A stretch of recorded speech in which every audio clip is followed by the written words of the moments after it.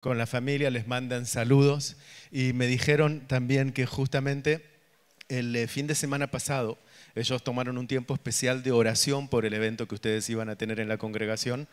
Así que estuvieron orando por este tiempo y estuvieron orando especialmente por la familia. Si ustedes saben, nosotros en Israel estamos teniendo y estamos sintiendo una carga muy fuerte por las familias. Entendemos que en este tiempo tan especial, las naciones de la tierra están siendo de alguna manera muy afectadas desde el punto de vista familiar y más precisamente en el ámbito matrimonial, en donde el hombre y la mujer tienen un trabajo muy importante por hacer para poder ser aquellos que pueden entregar la estafeta, entregar el testimonio a la próxima generación. Recuerdan ustedes, la última vez que estuve por aquí, les había comentado algo que me había sucedido mientras yo me encontraba allí en Colombia, algo que el Señor me había mostrado de una visión acerca de los jóvenes y que el Señor me quería mostrar que Él quería bendecir a la próxima generación, pero no tenía a quien bendecir concretamente. ¿Por qué? Porque no había una generación que había logrado pasar a la próxima generación el concepto de entender la importancia de Israel. El Señor me mostraba que había ciertas veces que Él necesitaba a los jóvenes. Cuando se trataba el tema de Israel, casi no venían. Entonces, los jóvenes iban a otro tipo de eventos, conciertos y demás eventos en donde había mucha, quizás, diversión. Pero el tema de Israel era un tanto, quizás, aburrido, complejo, desafiante, guerra y todo lo demás. Entonces, como que los jóvenes no estaban. Y el Señor me dice, mi palabra es la misma ayer, hoy y mañana. Y yo quiero bendecir a los que te bendijeren. Y como no tiene un pueblo a quien bendecir, no puede bendecir. Muchos de los jóvenes, cuando hoy les decimos oren por Israel, ellos se ponen a pensar. En muchas congregaciones yo me encontré con algunas situaciones que tenían los pastores que decían, nos cuesta mucho hacer el llamado a que los jóvenes puedan involucrarse con el tema de Israel, orar por Israel, porque claro, las noticias no vienen a nuestro favor. Todo lo que se muestra es que Israel es malo, Israel tiene dinero, Israel es potente, Israel es agresivo, Israel daña a los jóvenes, daña al débil y todo lo demás. Entonces, cuando queremos orar por Israel, todas esas imágenes vienen a la mente. ¿Por qué? Porque están en el teléfono. Hoy es tan accesible entrar al teléfono y ver todo ese tipo de información. Y entonces los jóvenes se preguntan, ¿por qué tengo que orar por Israel cuando Israel es malo? O sea, hay algo que no está del todo bien. Y es algo que bíblicamente nosotros no tenemos que hacer demasiados malabares para poder entender. Simplemente tenemos que obedecer. La Biblia nos dice que tenemos que orar por la paz de Jerusalén. Dice que Daniel, él oraba 3 veces al día y las 3 veces que él se intercedía por la nación de Israel, él lo hacía estando desde lejos. Él no tenía una noticia, no sabía concretamente lo que estaba pasando en la nación. Él había sido expulsado juntamente con sus amigos, había sido desterrado de su tierra, pero así todo él entendía que había un principio que tenía que cumplir. Y su principio de cumplir era orar por la paz de Jerusalén. Y la Biblia nos dice que él fue prosperado en todo, absolutamente en todo. Es decir, que hay un compromiso de parte de Dios para aquellos que cumplen su palabra, para aquellos que dicen, sí, yo me pongo en la brecha y oro, independientemente de lo que sucede. Ahora, Israel no es una nación, ¿cómo les puedo decir? Santa. Mucha gente a veces dice, Israel es pueblo santo. Israel es una nación santa. Yo a veces cuando llego a algún país, a veces la gente viene y me da un abrazo y me dice, qué bueno tocar a alguien que viene de la nación santa. Y yo me doy vuelta y digo, pero ¿a qué nación se refieren, no? Porque en realidad Israel no es nada santo. Israel va a ser juzgado por parte del Señor, así como también lo va a ser juzgado España, como va a ser juzgado Estados Unidos, como van a ser juzgadas todas las naciones de sobre la faz de la tierra. Israel no está desapercibido a eso. Ahora, hay algo que sí hay un plan con el pueblo de Israel y el Señor no terminó con ese plan. Hay algo que Él tiene que continuar. Entonces nosotros sí tenemos que entender cómo alinearnos al corazón del Señor y poder entenderlo, pero no fanatizarnos. Yo siempre digo, cuidado con el hecho de idolatrar a Israel y de fanatizarse con Israel. El apóstol Pablo nos dijo, no idolatren a Israel, porque Israel es enemigo del Evangelio. Al día de hoy, Israel no acepta a Jesús como su Salvador. Jesús nació en la tierra de Israel, caminó en la tierra de Israel, fue muerto en la tierra de Israel, pero hasta el día de hoy no lo pueden ver como su Mesías y como su Salvador.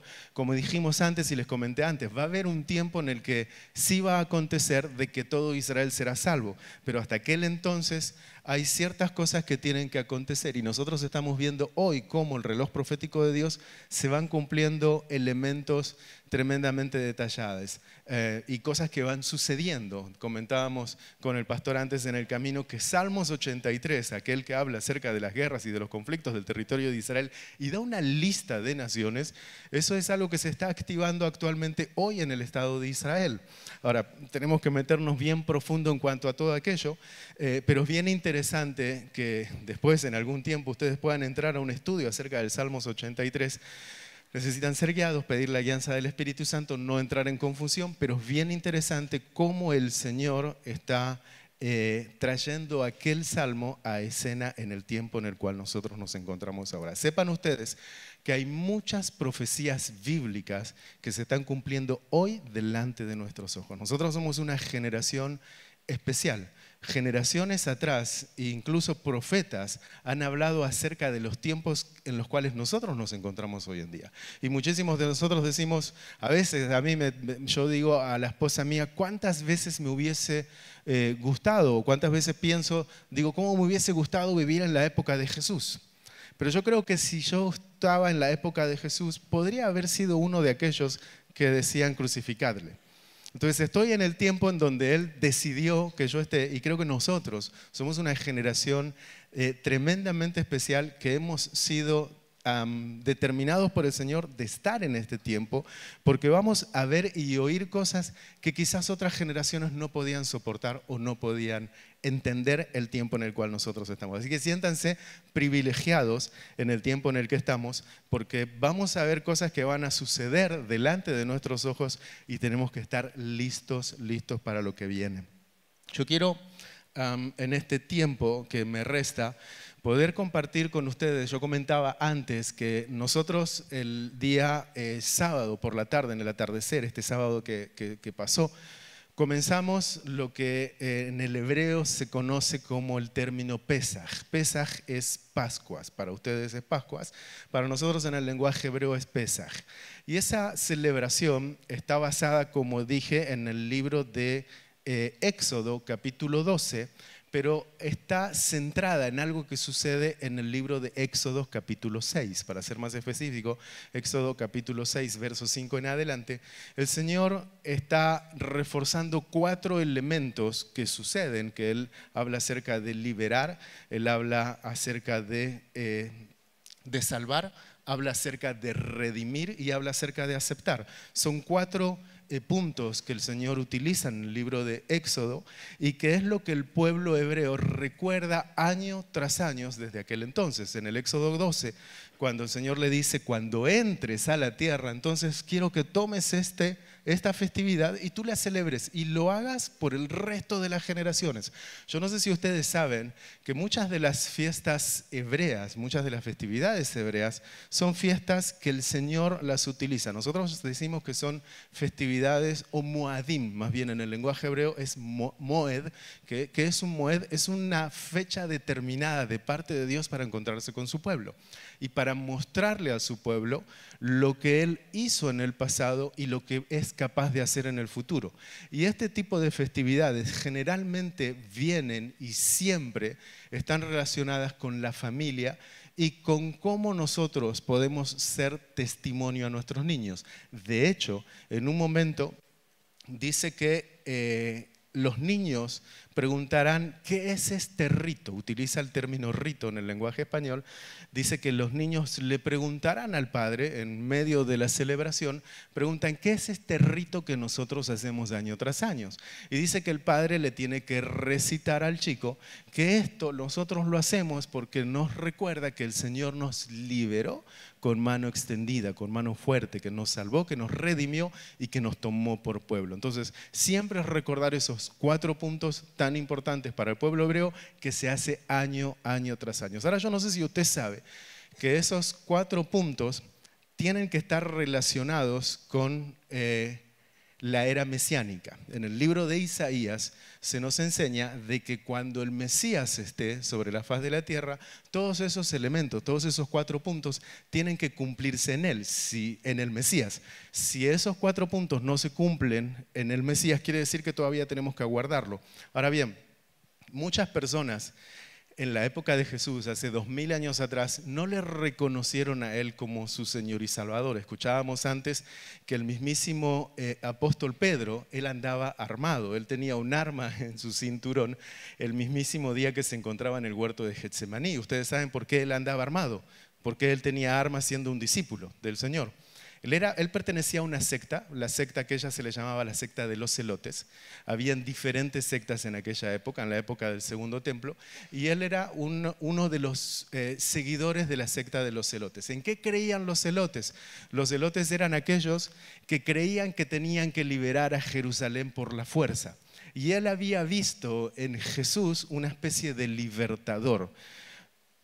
Si era el Mesías, bien, pero para él era una especie de libertador. Entonces, por medio de este líder, este gran líder que mueve multitudes, que la gente le sigue, que hace milagros y maravillas, entonces por medio de él nosotros vamos a alcanzar la liberación de la esclavitud de los romanos. Porque hasta ese entonces, 2000 años atrás, el pueblo hebreo estaba bajo la esclavitud de los romanos. Y entonces el apóstol Pedro entendía que Jesús iba a ser aquel líder que les iba a liderar de la esclavitud. Hasta ese mismísimo momento, Pedro llevaba casi 3 años de caminar con el Señor, pero no se había dado cuenta que él era el Mesías. No se había dado cuenta que él era el Hijo de Dios. A veces muchísimos de nosotros estamos sentados en la congregación, venimos año tras año, venimos domingo tras domingo, y a veces ni siquiera alcanzamos a conocer al verdadero creador de los cielos y la tierra. Entonces creemos que un tiempo emocional o algo de la adoración estuvo bueno, qué buen mensaje. Entonces eso es como que creemos que es lo que nos conecta con Dios, pero el tema de entender a Dios es tener una relación personal a diario, no solamente encontrarme con Él el fin de semana, o no solamente encontrarme con Él en un congreso.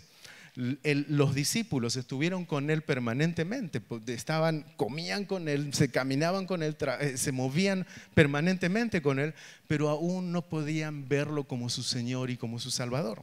Al menos no Pedro hasta ese mismísimo momento. Y ustedes saben que en ese mismísimo momento, en el huerto de Getsemaní, estaba aconteciendo algo tremendamente increíble que iba a cambiar la historia hasta nuestros días. En el libro de Éxodo, cuando yo les comentaba a ustedes que están estos 4 elementos, el pueblo hebreo lo que hizo fue recordarlos no solamente de modo verbal, sino de modo físico. Entonces, cada vez que nosotros tenemos la cena del Pesaj, es decir, cuando comienza la noche, que es la noche de la celebración del Pesaj, de la Pascua, es en donde todas las familias, independientemente de donde estén, se reúnen, llegan, es un día de feriado nacional, y todos llegan a reunirse con la familia.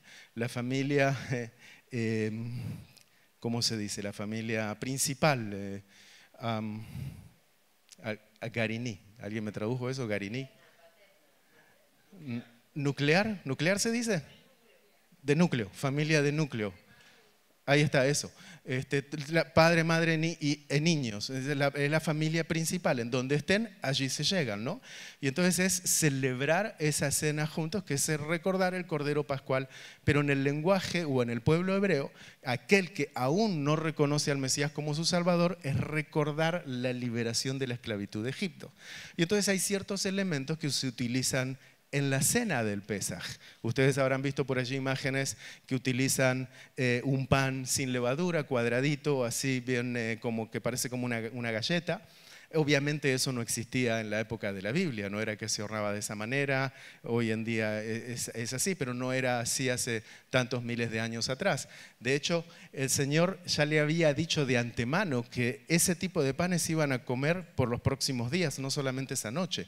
No es que le dijo prepárenlo para esta noche, sino que le dijo prepárenlo porque esto es lo que van a comer por los próximos días. Por eso es que comienza el Pesaj y luego comienza la fiesta de los panes sin levaduras, porque tenían varios días que iban a estar caminando o entrando a la zona del desierto y tenían que ser alimentados con ese tipo de panes.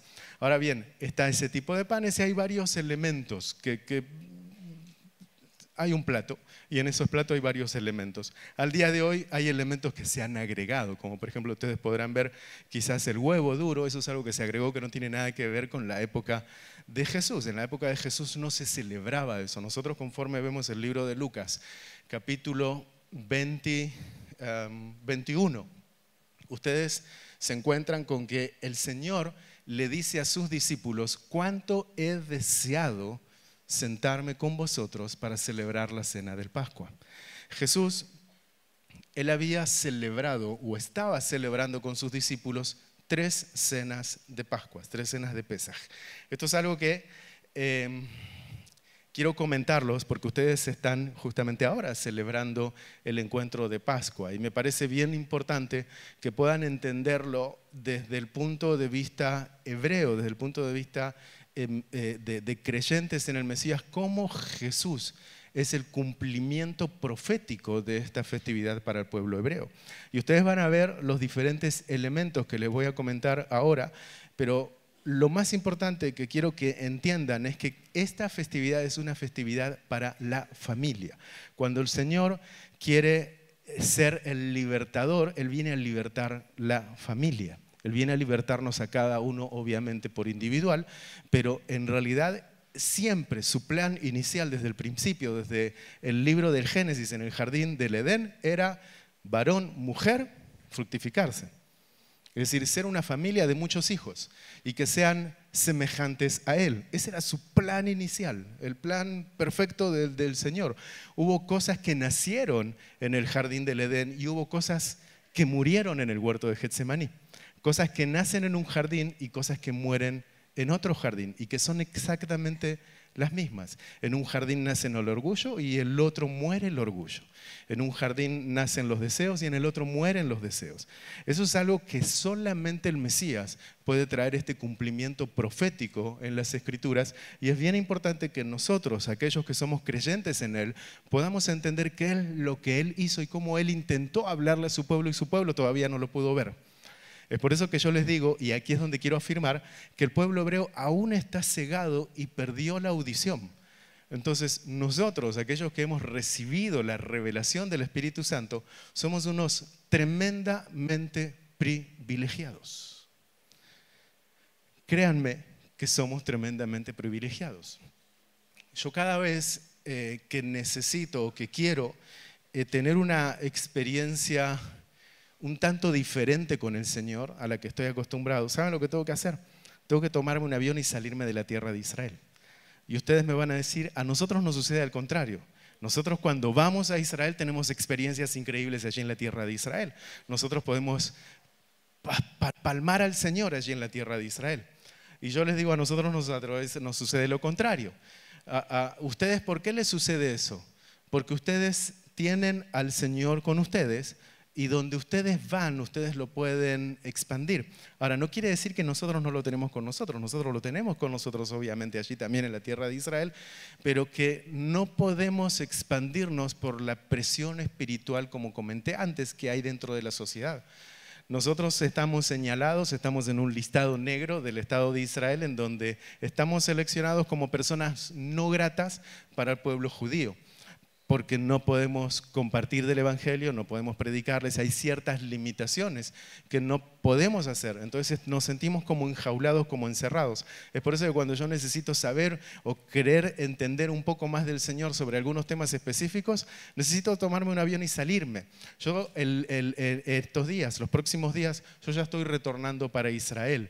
Y una vez yo me encontraba en el desierto de Israel. Yo recuerdo que el Señor me había dicho en un momento dado, quiero que tomes tiempos de oración en la mañana, pero que tomes tiempos de oración solitarios.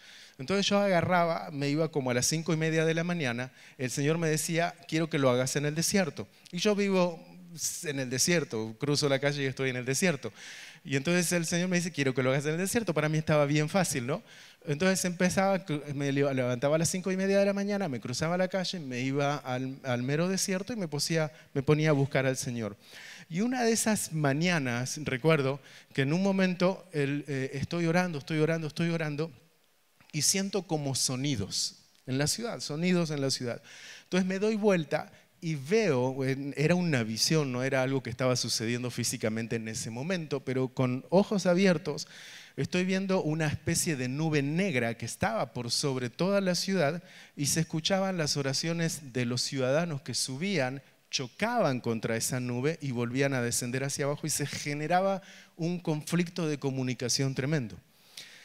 Y entonces ahí es donde yo termino de darme cuenta de que sí había un problema incluso de comunicación en la tierra de Israel. A mí muchas veces me tocó decirle a mi esposa, me pasas el vaso, y ella me pasaba un plato.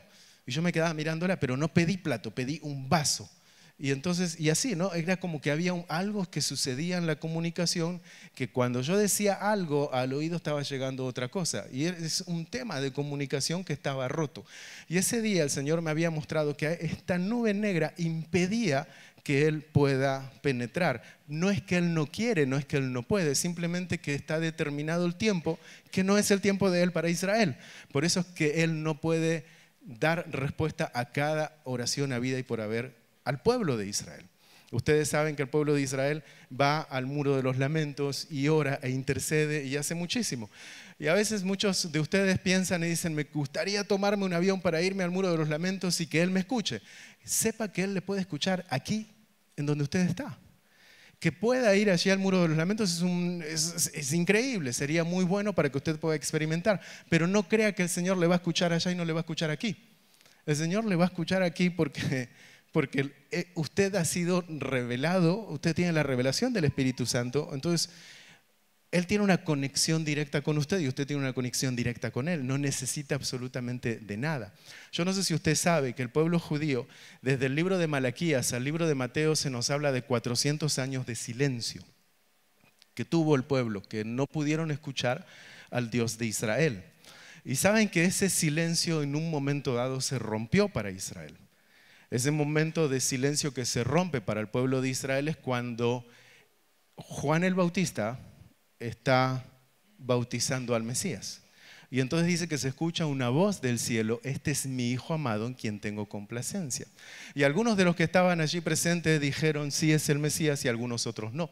Aquellos que dijeron sí es el Mesías, su audición se abrió.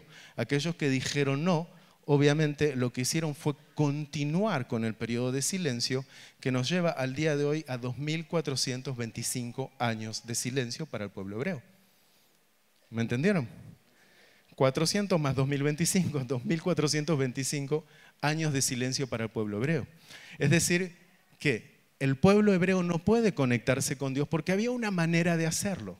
Y en la antigüedad la manera de hacerlo era por medio del profeta.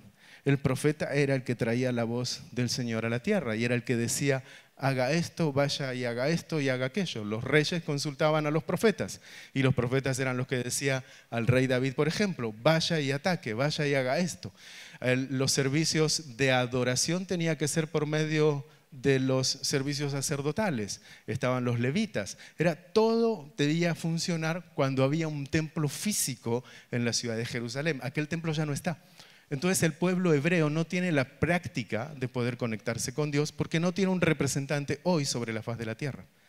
Hoy en día no hay un sumo sacerdote, hoy en día no hay un profeta, hoy en día no hay un leví, un cohen que haya ahí en la tierra de Israel que pueda volver a conectar con el pueblo. Por eso la necesidad que tiene el pueblo de Israel de que se vuelva a reconstruir el tercer templo. Ellos están anhelando la reconstrucción del tercer templo y conforme el libro de Ezequiel y el libro de Apocalipsis, el tercer templo se va a dar, se va a reconstruir. De hecho, en el libro de Apocalipsis se nos dice que hay un cierto espacio que Él se reservó para los gentiles, en el mismísimo espacio del monte del templo. Y saben que hoy en día hay una construcción así en la ciudad de Jerusalén, que mucha gente va y se saca la foto de la ciudad de Jerusalén, pero que no tiene absolutamente nada que ver con el pueblo judío, ni muchísimo menos con el pueblo cristiano. Es aquella cúpula dorada famosa de la ciudad de Jerusalén. Eso es lo que Él se dejó para los gentiles. Pero hay otro espacio que todavía está posiblemente listo para poder habitar o reconstruir. Entonces lo veremos en los próximos días. Si ustedes me preguntan a mí, ¿cómo está eso de la reconstrucción del tercer templo?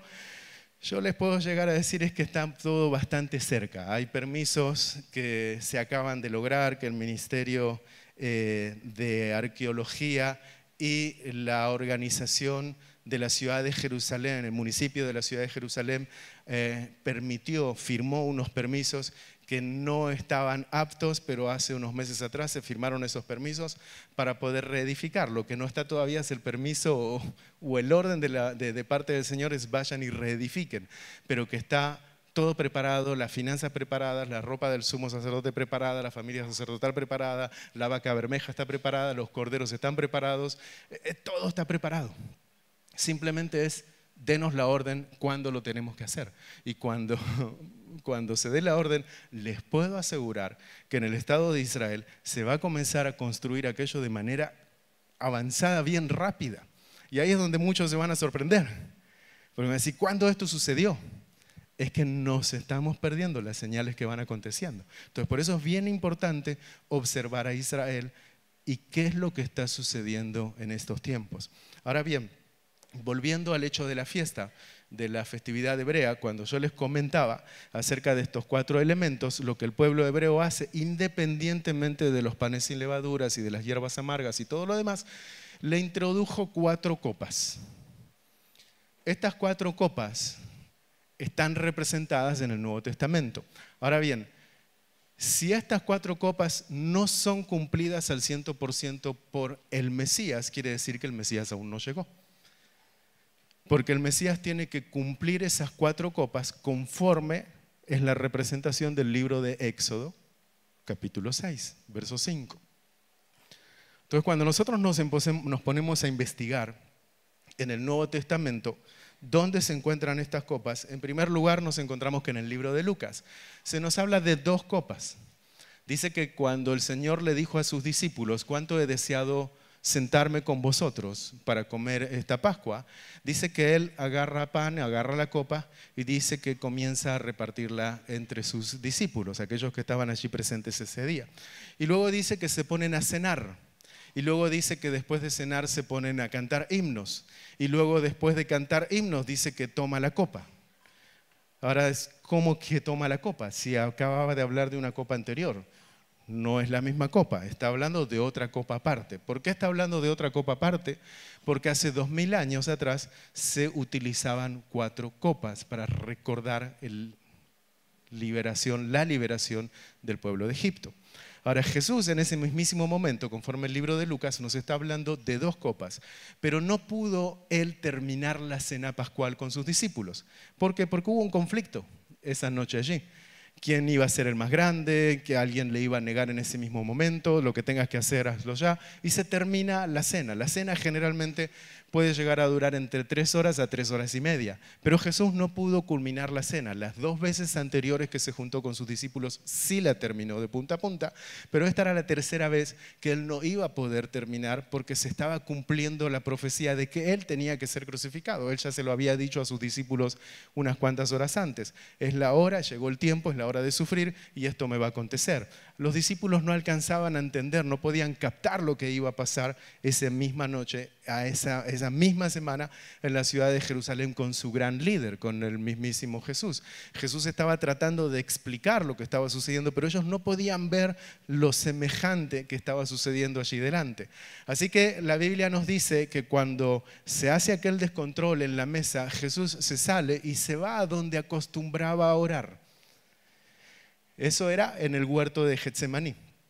Y dice que cuando Él se encontraba en el huerto del Getsemaní, hay algo que sucede bien interesante. Número 1, dice que los discípulos se quedan dormidos. Ahora, debemos entender que los discípulos estaban bien agotados. Ellos caminaron desde la Galilea hacia Jerusalén aproximadamente 6 días. Tenían que ir a cumplir la Pascua, no habían dormido, tenían que ir a cumplir la Pascua, tenían que preparar la comida. Eso lo hicieron en la ciudad de Jerusalén. Llevaban muchas horas sin dormir, era obvio que físicamente estaban agotados. Llegan al sitio, al huerto de Getsemaní, un lugar silencioso, un lugar agradable en donde ellos ya acostumbraban a estar generalmente, posiblemente ya cada uno tenía su árbol, decía este es mi árbol, aquí es donde yo me lo conozco, sé reposar, se quedaron dormidos. Pero dice que el Señor se alojó a la distancia de un tiro de piedra. Y dice que en ese momento dado, en un momento dado, el Señor es atacado espiritualmente. Y vamos a ver que es quizás la primera vez, si se puede decir, no quiero pecar con esto, pero es la primera vez que nosotros, si tenemos que buscar a un Jesús debilitado en el Nuevo Testamento, es en esa oportunidad. Porque es la única vez que nosotros vamos a ver de Jesús pidiendo una oportunidad. En ningún otro momento de su vida Él está pidiendo una chance, Él está tirando una toalla. Aquí Él lo está haciendo. Aquí Él está diciendo, ¿es posible que pase de mí esta copa? Ahora bien, cuando uno lee en el español, lee copa.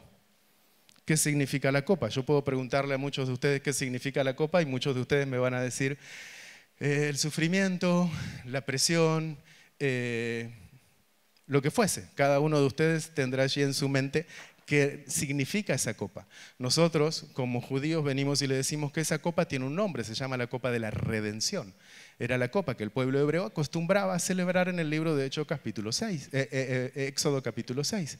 Los liberaré, ¿sí? Los salvaré, los redimiré y los aceptaré, los tomaré por pueblo.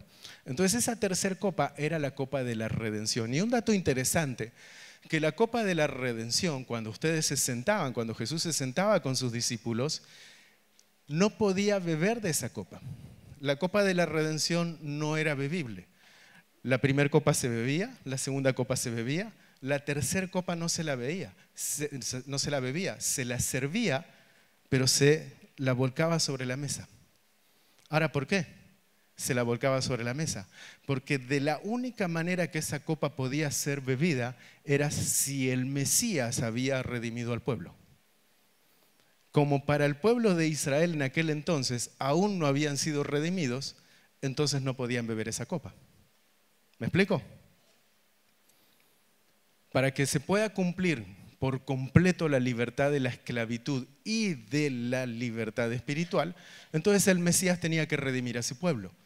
El Señor lo había redimido en el pasado de la esclavitud física, pero no de la espiritual. Para eso necesitaban al Mesías. Entonces solamente cuando el Mesías venga y el pueblo le reconozca, entonces se puede beber esa tercera copa. Hasta aquel entonces el Mesías no había sido reconocido por parte del liderazgo en la ciudad de Jerusalén, a pesar de lo tenían allí físicamente presente. Entonces esa copa se vertía en la mesa. Jesús, recuerden, Él ya no estaba en la mesa con los discípulos, Él no pudo tampoco verter la copa, porque todo se tenía que cumplir conforme se habían dado las profecías hasta aquel entonces. Entonces ahí es donde Él dice, si es posible que pase de mí esta copa. ¿Cuál es la copa? Es la copa de la redención.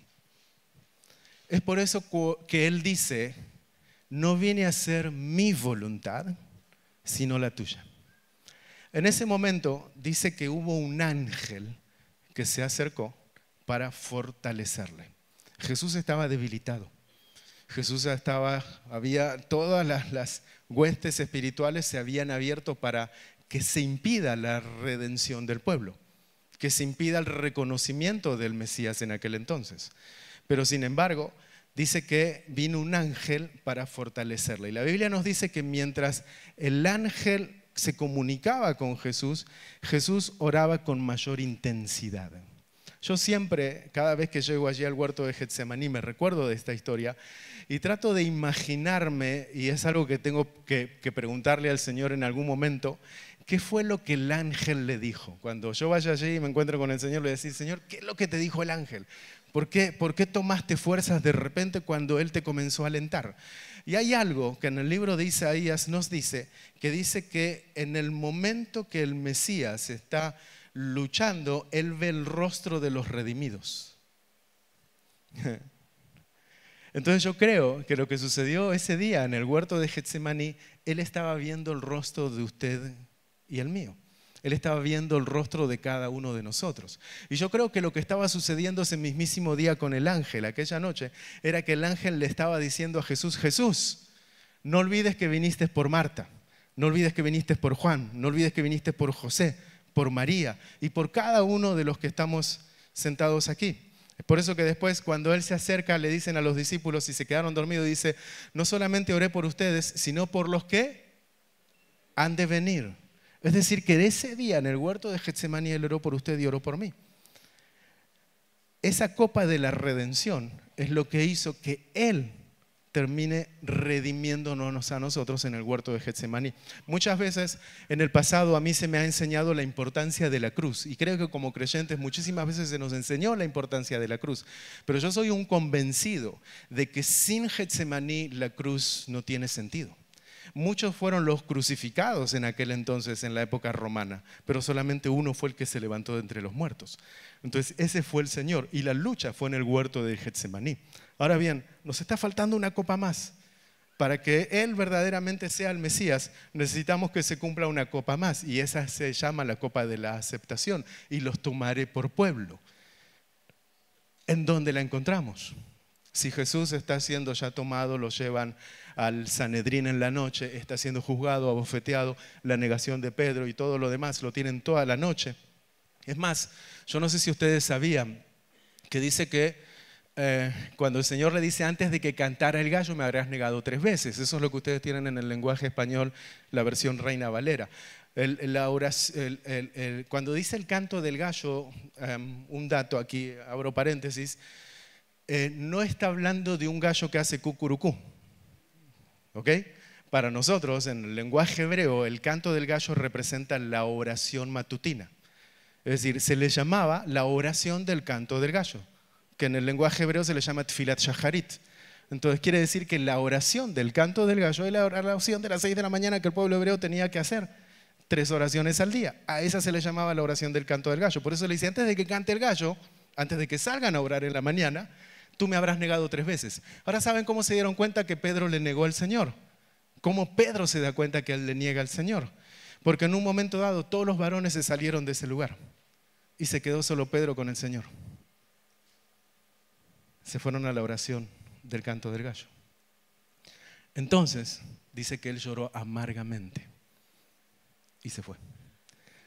No le pudo seguir al Señor lo que quedaban el resto de sus horas.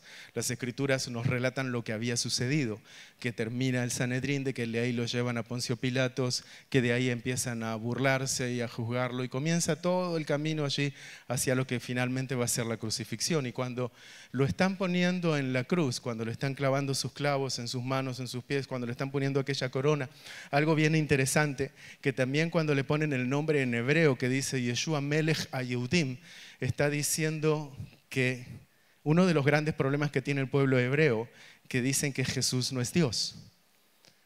Puede ser Mesías, pero no es Dios.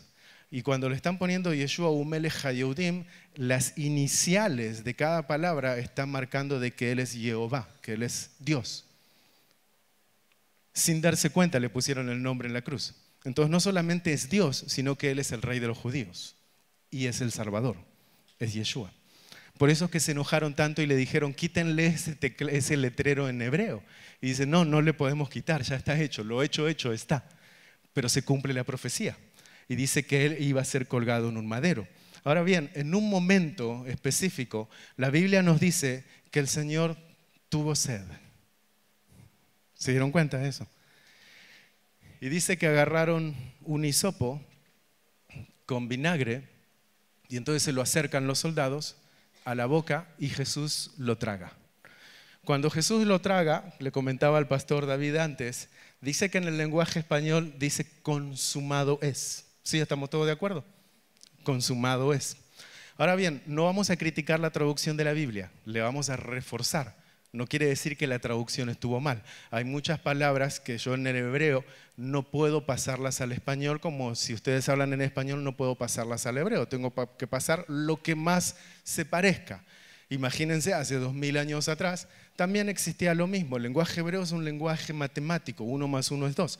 Nosotros no tenemos vocales, tenemos 16 consonantes, tenemos 2 mudas, tenemos 2 M, tenemos 2 N, tenemos 3 Hs. Imagínense lo que es el lenguaje hebreo. No es para nada fácil poder encontrar la palabra perfecta. De hecho, el lenguaje hebreo, una palabra tiene 3 raíces. Con una sola palabra yo puedo decir 3 cosas.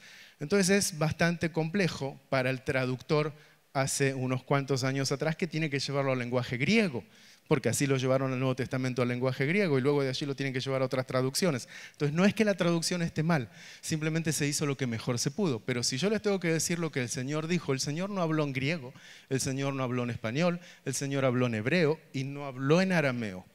Él dijo Nishlam. luego de haber tragado esa agua amarga, él dijo Nishlam. ¿Saben lo que quiso decir el Señor? Él dijo, les dije que cada palabra hebrea tiene 3 raíces, o tiene una raíz que sale en 3 palabras. Él al decir Nishlam dijo, fue pagado, anótelo si quiere, fue pagado, fue perfecto y trajo paz.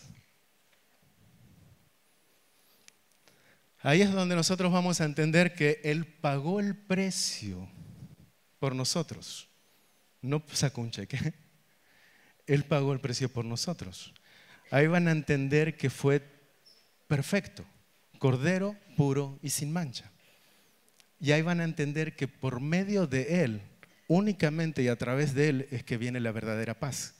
No es la paz de guerra. Por eso cuando el libro de Salmos nos dicen orad por la paz de Jerusalén, no nos dice que oremos para que se detenga el conflicto. Porque si no, la Biblia es como medio compleja o medio difícil de entender. Porque por un lado nos dice, orad por la paz de Jerusalén, y luego en el libro de Zacarías dice, y Jerusalén será sitiada, sus mujeres serán violadas y serán atacados. Luego nos habla de la guerra del libro del Apocalipsis y los reunieron en un lugar llamado Armagedón. Luego nos habla de Ezequiel 38, Ezequiel 39. Entonces, ¿para qué tenemos que orar por la paz de Jerusalén si va a haber guerras? ¿No? Como que, ¿qué está diciendo Dios? ¿Está jugando con nosotros? ¿La Biblia está errónea? No, no está errónea. Es que Él lo que nos está queriendo decir que solamente la verdadera paz es la que viene por medio del Mesías. Entonces solo Él, por eso que en la cruz Él dijo Nishlam, trajo paz. Fue pagado, fue perfecto y trajo paz. Y esa es la cuarta copa. Lo que para Jesús fue el trago amargo, para nosotros fue la aceptación. En ese mismísimo momento es que el Señor está cumpliendo por completo el significado de los 4 elementos, las 4 declaraciones o las 4 copas del libro de Éxodo capítulo 6, verso 5. Y los liberaré y los salvaré y los redimiré y los tomaré por pueblo. Cuando el pueblo hebreo, cuando un judío entiende lo que hizo Jesús en esta semana, en la semana del Pesaj, cambia para nosotros completamente todo el entendimiento y entendemos que el fin de la festividad hebrea es un fin mucho más amplio de que solamente recordar la liberación de Egipto, sino que es un fin que trae liberación espiritual, pero con un propósito a futuro. Porque lo que nos recuerda las Escrituras nos dice que los niños preguntarán qué rito es este. Y que nosotros como padres tenemos la obligación y el compromiso de poder enseñarles a ellos y llevarlos y guiarlos en la palabra de Dios. Por eso yo decía antes en el inicio que lamentablemente nosotros hoy en día nos estamos encontrando con mucho problema familiar. El enemigo sabe cómo destruir al pueblo de Israel y les comenté en el encuentro anterior que la manera de que él atacó al pueblo de Israel fue atacando sus familias aquel 7 de octubre en un día de festividad. No por grandes armas, sino por un tema de ataque a las familias. Y si Él se lo hace al pueblo hebreo, ¿cuánto más nos lo va a hacer a nosotros? Hoy en día la sociedad en la que nosotros estamos viviendo está siendo atacada por completo. En muchos sitios, no sé si eso sucede aquí en España, pero se le da la libertad. Estaba viendo ayer a la mañana, alguien me envió un video en donde una madre le está hablando a su pequeño que tiene como 3 o 4 añitos, y le está diciendo, ¿tú qué quieres ser cuando sea grande? Él era un varón, nació como varón, y ella le dice, tú no te sientes bien como varón, ¿no? Y el chico la mira, y entonces ella le dice, le termina inclinando a que tiene que ser nena, porque tiene que sentirse mejor y todo lo demás. Entonces estamos en una sociedad en donde estamos tremendamente atacados. Yo no sé si ustedes habrán visto, ahora creo que es algo nuevo, yo no lo había visto eso antes, pero cuando comenzamos a llenar los datos para subirnos al avión, entonces tú tienes que te preguntan si eres varón o eres mujer. Ahora no solamente te preguntan si eres varón o eres mujer, te preguntan también qué eres o qué quieres ser. Entonces siéntete libre, escribe lo que quieres. ¿Eres binario? ¿Eres, no lo sé, eres híbrido, ¿no? Como los vehículos de hoy en día. Ahora, de verdad que nos causa gracia, pero saben que estamos nosotros, nuestros niños, nuestros jóvenes, están en una sociedad tremendamente enferma y atacada. Nosotros Yo recuerdo que mi infancia era una infancia de fútbol. Nosotros jugábamos al fútbol, nos poníamos la camiseta del Barcelona.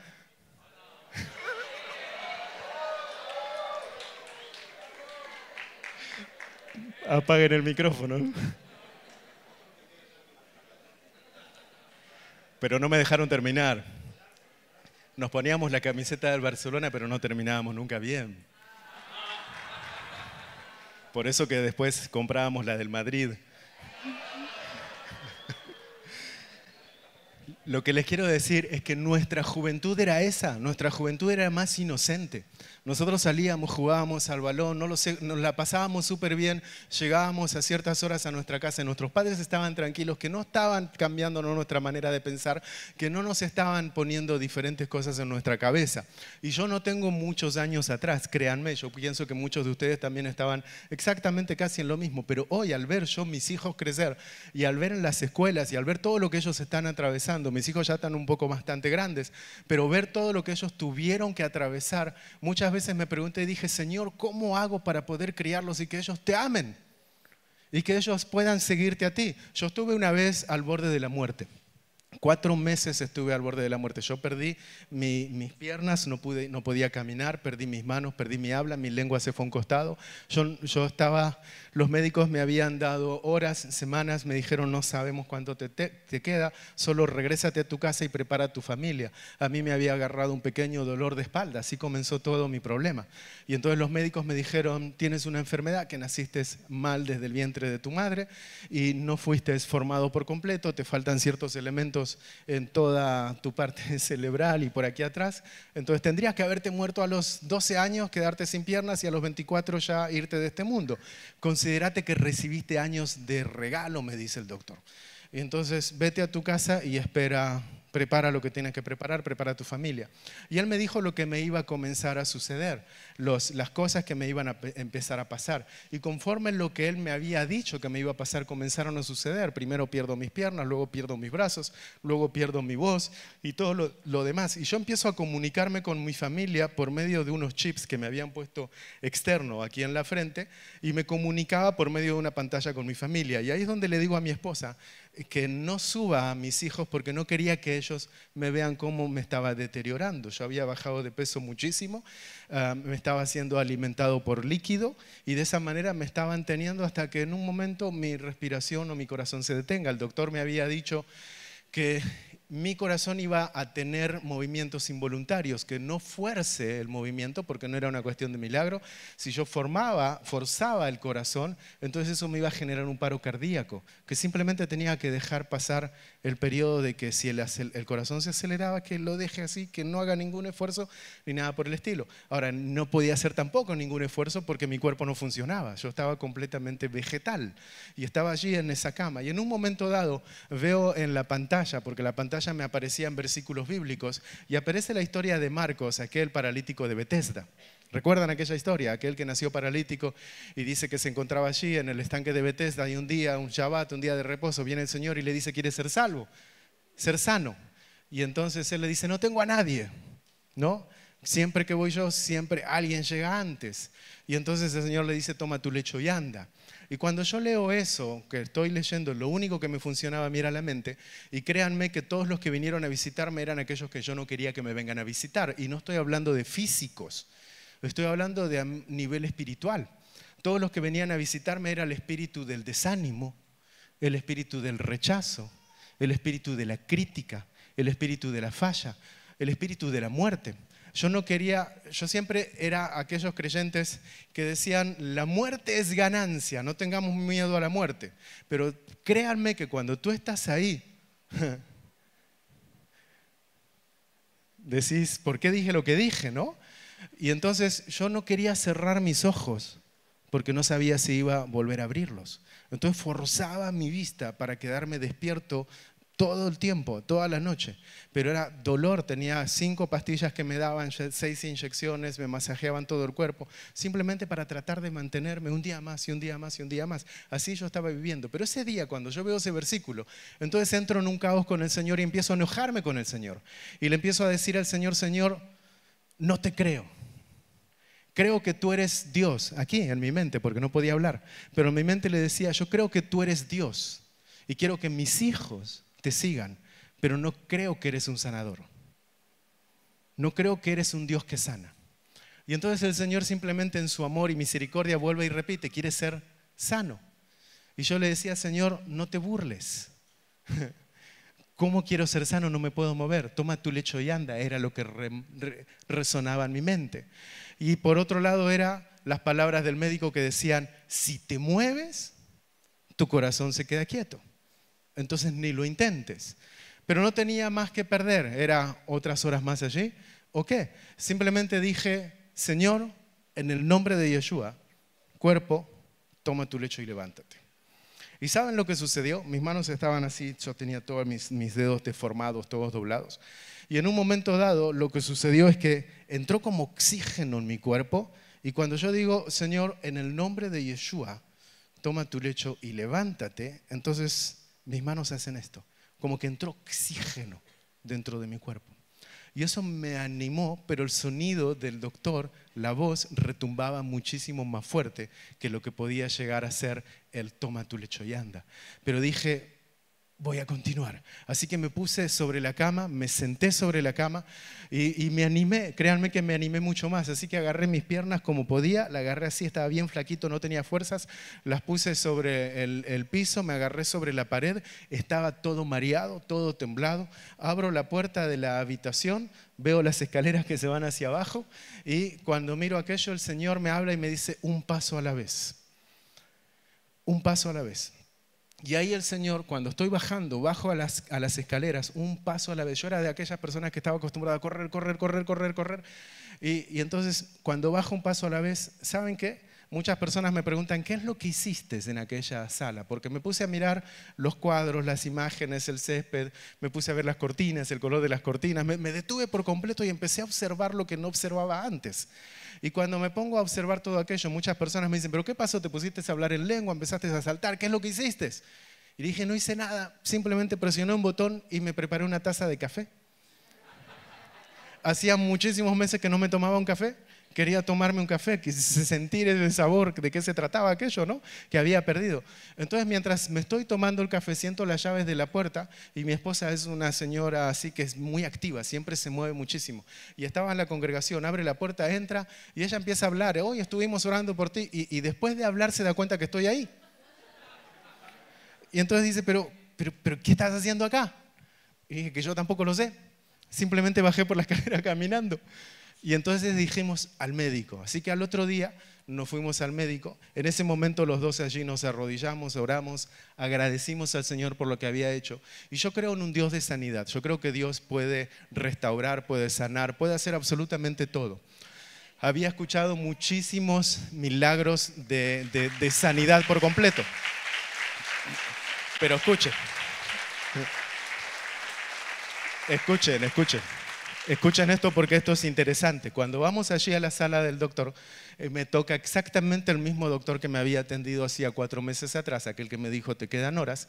Entonces hace otra vez el mismo examen que tuve que hacer. Me ponen dentro de una cosa que no sé cómo se dice, se lo meten a uno dentro de la pared y hacen fotos por todos lados y todo aquello.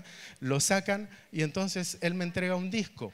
Y entonces agarra ese disco, lo pone dentro del ordenador, comienza a comparar las imágenes con el resultado anterior, aquel que me había dado 4 meses atrás. Y entonces él imprime hojas y pone una hoja aquí, otra hoja aquí, y me dice, sentate, quiero que mires y veas la diferencia de ambos. Y entonces yo le digo, doctor, yo no soy doctor, no entiendo las diferencias. Dígame usted cuáles son las diferencias. ¿Y saben lo que él me dice? Ninguna. Estás exactamente igual de como te fuiste. Lo que no entiendo es por qué estás caminando acá delante mío. Y entonces, ¿saben qué? No puedo dudar que me entristecí. Me quedé sorprendido. Me quedé triste porque dije, no puede ser. Dios, se supone que me sanaste. Se supone que pusiste aquello que no tenía. ¿Qué es lo que pasó? Pero me quedé pensando así solo mientras, ¿vieron cuando la otra persona está hablando y usted no está ahí físicamente? Generalmente le pasa eso mucho a las mujeres, ¿no? Están acostumbradas a que hablan y él se fue. Es que nosotros tenemos poca paciencia, no es que no querramos escuchar. A veces nosotros decimos que la mujer es así, tiene el resorte, ¿no? Te dije, te lo dije, y nosotros podemos hasta una, ¿no? Tantas veces.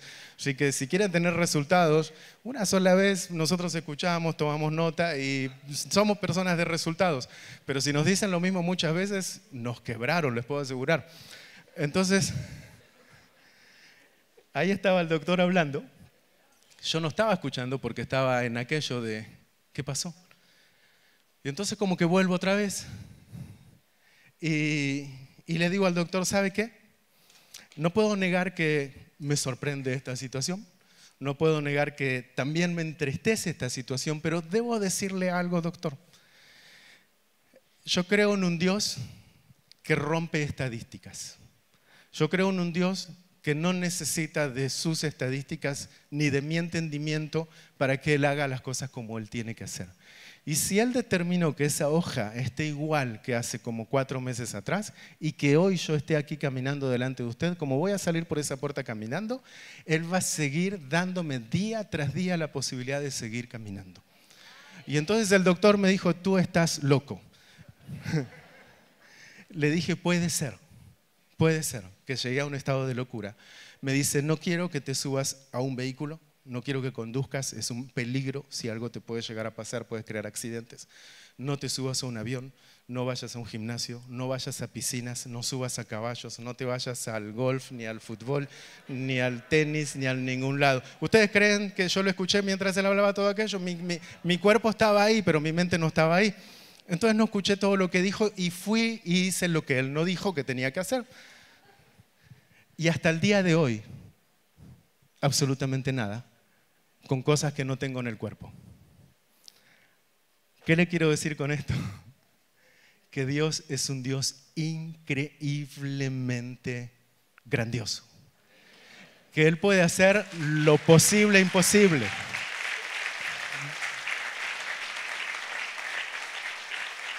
Ahora, ¿saben qué? Cada vez, ya estoy terminando, cada vez que nosotros nos sentamos en esa cena de Pascua, en esa cena de Pesaj, yo siempre cuento a mis hijos el testimonio, porque a mí fue mi liberación de Egipto. Esa fue mi liberación, el Señor a mí me sacó de la esclavitud. Yo no solamente volví a la vida, yo tenía vitiligo. ¿Saben lo que es vitiligo? El Señor me sanó de eso. Yo había perdido mi audición, el Señor me devolvió la audición. Hace unos días me encontré con una persona en el aeropuerto que tenía vitiligo y me acerco y le digo, te dijeron que no hay sanidad, ¿no? Y él me mira, ¿y tú quién eres? ¿Que eres doctor? ¿Vendes cremas? ¿Algo así? Le digo, no, es que yo conozco uno que tiene la capacidad de sanar. Eso es lo que tú tienes. Y él me dice, dame el WhatsApp. Le digo, el WhatsApp no te lo puedo dar. No te lo puedo dar al WhatsApp, pero sí te puedo dar la manera de comunicarte con él. Y entonces el Señor me metió en situaciones que yo nunca supe por qué Él me metió en esas situaciones, pero supe más adelante el por qué tuve que estar en esas situaciones. Y yo soy un convencido, y yo creo que muchos de ustedes aquí a veces están en situaciones que ni siquiera saben por qué están en ellas, pero saben que en el futuro el Señor se los va a mostrar y les va a demostrar el por qué Él tuvo que hacer que ustedes estén atravesando diferentes procesos. Ahora bien, aquí hay muchos matrimonios. ¿Sí? ¿Hay matrimonios aquí? ¿Me pueden levantar la mano cuántos matrimonios tengo? Ok. Tranquilos, no se asusten, no se asusten. No se asusten que no voy a hacer nada extraño. Solo quiero decirles algo. Cuando el Señor establece y determina esta festividad, la liberación de la esclavitud, y que la celebremos con la familia y que la celebremos con los niños, el Señor está estableciendo el principio de la familia. Y cuando Él está estableciendo el principio de la familia, Él está diciendo que de la única manera que vamos a poder atravesar el mar, que se va a abrir el mar, de la única manera que vamos a poder atravesar el desierto y que nuestros calzados no se gasten, de la única manera que vamos a poder ver milagros, de la única manera que la columna va a ir delante nuestro y nos va a proteger, es poniendo al Señor en el primer lugar. Cuando nosotros lo ponemos a Él en primer lugar y Él es el centro de nuestro matrimonio, también se transforma en el centro de nuestra familia. Y cuando nuestros hijos alcanzan a ver eso en nuestros matrimonios y no lo que se les enseña afuera acerca de lo que es una familia feliz. Afuera se les enseña que una familia feliz es un buen carro, un buen departamento, tanto de dinero en la cuenta del banco, las mejores zapatillas, el mejor teléfono, todo aquello, ¿no? Sé feliz. Las publicidades en Israel, para que tú alcances la felicidad necesitas vivir encima de todos, en el piso más alto del nuevo edificio que se está haciendo. Y entonces serás feliz si vives ahí. Y la gente se endeuda para llegar a vivir a ese piso de ahí arriba. Cuando llegan ahí, se dieron cuenta de que no era así. De que al contrario, se endeudaron por unos cuantos años hacia adelante. Ahora, yo quiero recordarles a los varones principalmente, que se encuentran aquí, que el libro de Corintios nos dice algo muy interesante. Primera de Corintios, capítulo 11, verso 7. Y no me estoy saliendo del tema. Dice: el varón es la imagen y gloria de Dios, pero la mujer es la gloria del varón. Permítanme explicarles en breves palabras esto. El varón es la imagen de la gloria de Dios y la mujer es la imagen del varón. Y hay muchas mujeres que entran en problemas y dicen: bajo ningún punto de vista, yo no quiero ser la imagen del varón, yo quiero ser la imagen de Dios. Pero ¿sabes qué? Así lo determinó el Señor. El Señor dice que tú eres la imagen de tu varón y Él es la imagen de Dios. Él es la gloria de Dios. Y a veces muchos varones no obtenemos resultados en casa como quisiéramos obtener porque no estamos reflejando a quien deberíamos reflejar. Y por consecuencia, ellas no están reflejando a quien nosotros deberíamos reflejar. Y ahí es donde nos encontramos con matrimonios dañados y familias destruidas a un futuro. Entonces, si el varón hace su excelente trabajo de buscar al Señor, de estar en la intimidad con Él, porque nosotros hemos sido llamados cabeza. El libro de Efesios nos dice que Cristo es la cabeza de la iglesia, así como se entregó, dice el libro de Efesios. Y preste atención que no dice Jesús, dice Cristo. ¿Y sabe cuál es la diferencia entre Jesús y Cristo? Jesús es el nombre, pero Cristo es el título, es el rol, es ungido. La palabra Mashiach viene del término Meshijá, ungir. Y cuando nosotros buscamos en la antigüedad, en el Antiguo Testamento, ¿quiénes eran las personas que deberían ser ungidas en el antiguo Israel? La Biblia nos dice que solamente se ungía a un rey, a un sacerdote y a un profeta. Entonces el varón, si la Biblia nos dice que Jesús o el Mesías es la cabeza de la iglesia, así varones tienen que ser también cabeza en su casa. Nos está diciendo que tenemos que cumplir con esos tres roles. Nos está diciendo que tenemos que ser reyes, nos está diciendo que tenemos que ser sacerdotes y nos está diciendo que tenemos que ser profetas, varones. No se me escondan en la silla. Un rey, ¿qué hace un rey? Un rey lidera. ¿Cuántas mujeres necesitan un líder en su casa? No un matón, no un agresivo. Necesitan un líder, alguien que lidere el hogar. Ese es tu rol. Mujeres necesitan el rol sacerdotal en la casa. ¿Cuántas veces le has dicho: quiero un sacerdote en mi hogar? Es que la Biblia dice que nosotros tenemos que cumplir el rol de sacerdote. ¿Y cuál era el rol de sacerdote? Realizar sacrificios en favor de. Entonces nosotros tenemos que todos los días, todo tiempo, realizar sacrificios en favor de nuestra esposa, de nuestros hijos, sacrificarnos por ellos.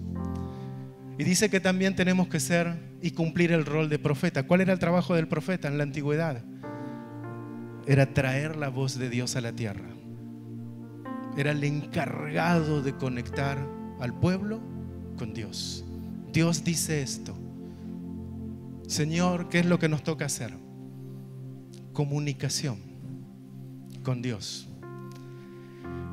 Entonces yo creo que si nosotros comenzamos en casa, varones, a entender este concepto de que si nosotros somos la imagen y la gloria de Dios, por consecuencia, ellas van a estar felices de reflejar tu gloria, porque tú estás haciendo tu trabajo como lo debes hacer. Y ahí te vas a dar cuenta si el trabajo lo estás haciendo bien, es conforme ella te honre y te respete. Si todo aquello está funcionando de la manera correcta, entonces estás haciendo un excelente trabajo. ¿Y sabes cuándo te das cuenta de que aquello está funcionando bien?